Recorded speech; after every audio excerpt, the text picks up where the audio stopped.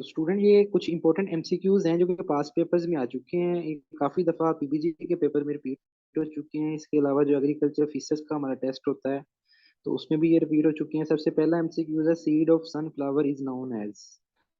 Sunflower के seed को क्या कहते हैं? अकीन। ये आपने याद रखना है। उसके बाद नेक्स्ट एमसीक्यूज है,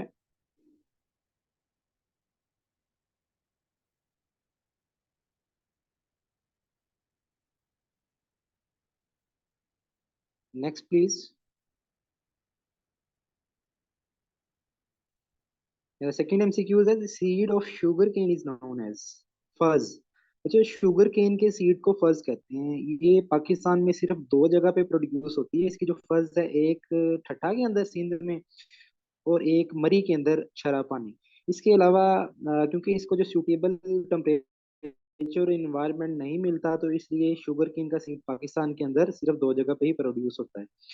the inflorescence of sunflower is known as. Sunflower के इन्फ्लोरेसेंस को क्या कहते हैं? कैपिटुलम। ये भी आपने याद रखना है। Next please. Inflorescence of rice and sorghum. Sorghum और राइस की इन्फ्लोरेसेंस को पेनिकल कहते हैं।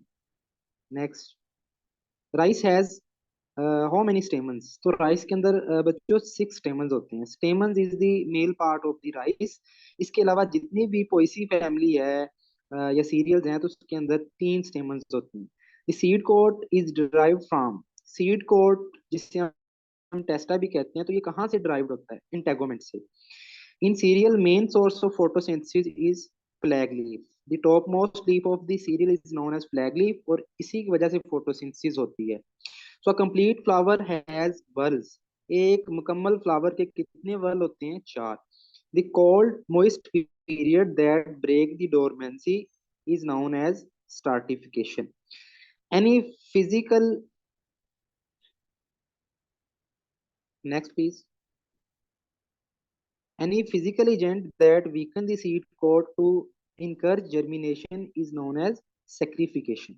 Sorry, scarification. ये दोनों टर्म्स बड़ी इंपॉर्टेंट हैं, स्ट्राटिफिकेशन एंड स्कैरिफिकेशन। उसके बाद seed production from foundation seed. तो ये एमसीक्यूज देखे हैं, वो है seed produced from foundation seed is known as certified seed. और सर्टिफाइड सीड के लिए पिंक कलर का टैग होता है। One seed dry fruit with thin pericarp adherent to seed is Careopsis seed. ये भी important एमसीक्यू है। उसके बाद mature ovary wall around ovule is known as pericarp. The outer husk of each spikelet.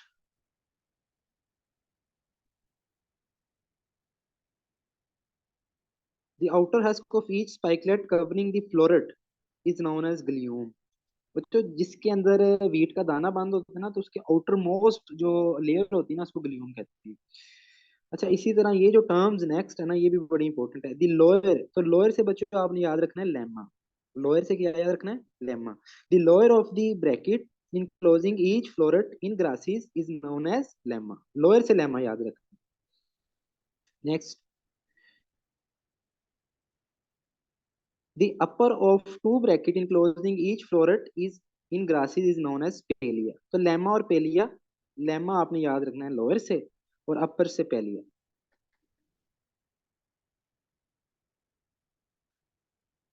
Certification is not required for dash seed. तो बच्चों, किस seed के लिए सर्टिफिकेशन रिक्वायर्ड नहीं होती? ये ऑलरेडी हम पढ़ चुके हैं। देखें, 2 एमसीक्यूज आ गए हैं इसी में से। ब्रीडर सीड सबसे पहले जो बीएनएस होता है ना, तो उसके लिए किसी किस्म की सर्टिफिकेशन की जरूरत नहीं होती। Breeder seed is the progeny of nucleus seed. अच्छा, ये इंडियन बुक से एमसीक्यू उठाया गया है। हमने तो पढ़ा था ना कि बीएनएस होता है, जिसे हम ब्रीडर सीड भी कहते हैं। तो इंडियन बुक्स में ये लिखा हुआ है, breeder seed is the progeny of nucleus seed. यानी वहाँ जो इंडिया है, वहाँ सीड की कैटेगरी कहाँ से स्टार्ट होती है? सबसे पहले न्यूक्लियस, फिर आगे जाके ब्रीडर बनता है। The ploidy level of wheat is hexaploid and is equal to 2 and is equal to 6x is equal to 42।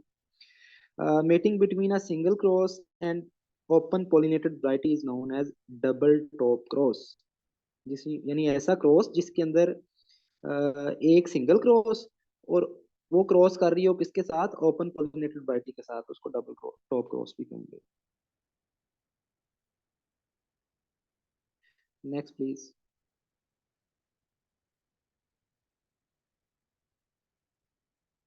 अच्छा, ये क्या आप इस शख्सियत को जानते हैं?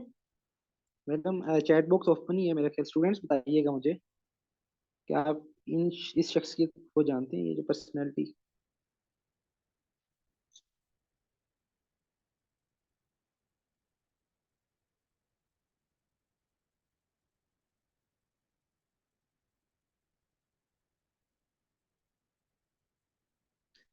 मैडम नेक्स्ट कीजिएगा। मुझे लगता है इनको नहीं पता, इसलिए इन्होंने कमेंट नहीं किया। ओके, तो बच्चों ये यो लॉन्ग पिंग हैं, फादर ऑफ हाइब्रिड राइस। इनका चाइना से तल्लक है और इनको भी नोबेल प्राइज से नवाजा गया है। तो हाइब्रिड राइस सबसे पहले जो डेवलप किया था ना, ये वो Yuan Longping, father of hybrid rice. ये MCQs last time scientific feature के पेपर में पूछा गया है, ये आप नोट कर लीजिएगा, Yuan Longping, father of hybrid rice. तो लास्ट पे कोई क्वेश्चन है या कोई कमेंट है या सजेशन है तो आप उसको पूछ सकते हैं। ये आज का लेक्चर था मेरी तरफ से। किसी किस्म का कोई क्वेश्चन है आपका तो वो आप पूछ सकते हैं। Thank you very much.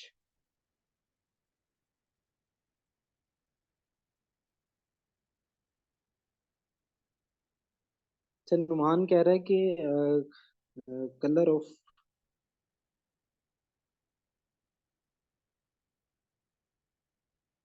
Y colour pink होता है या purple?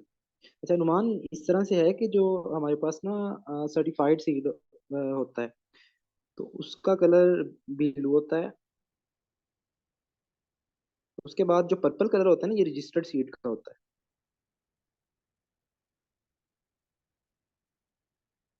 Colour of certified seed is purple और ब्लू। ब्लू। ये स्लाइड में दिया गया है, आप उसको अच्छे तरीके से देख लें।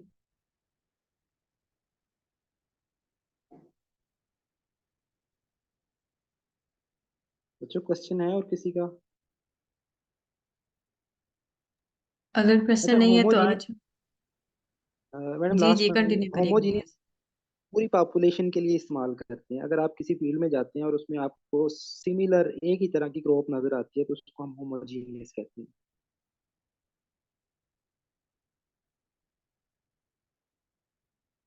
जी इनायतुल्लाह, ये मैंने स्लाइड के अंदर टैग सारे उनको, जो बैकग्राउंड है ना वो आपको उस तरह से समझाया भी है, लिखा भी है उसके ऊपर, तो आप उसको अच्छे तरीके से तैयार करें।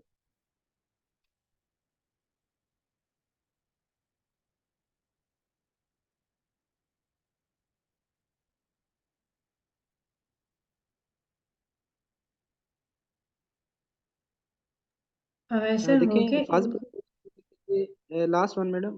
फास्ट प्रोड्यूस करने के लिए सिर्फ टेम्परेचर आप कह लें कि उसकी रिक्वायरमेंट नहीं होती, उसके लिए लैटिट्यूड और लॉन्गिट्यूड ये सारी चीज़ें शामिल होती हैं। तो ये मैंने बताया कि पाकिस्तान में दो जगह पे प्रोड्यूस हो रहा है इसका, मरी में शरापानी पे और सिंध के अंदर ठट्ठा में। तो उसके अलावा सूटेबल कंडीशंस नहीं हैं। तो student thank you very much. अगर किसी का कोई और क्वेश्चन है तो काइंडली वो इनबॉक्स भी कर सकता है। Thank you very much for listening. अल्लाह हाफिज़। अच्छा, तो मैंने आप लोगों को एक्सेस दी है इसकी, जो लेक्चर रिकॉर्डिंग्स हैं हमारी। तो अगर आप में से किसी की जी ईमेल अकाउंट मेरे पास नहीं है, तो अगर किसी को नहीं मिली तो प्लीज़ मुझे इनबॉक्स कर दीजिएगा। तो हम अपनी क्लास एंड करते हैं। Thank you so much. अल्लाह हाफिज़।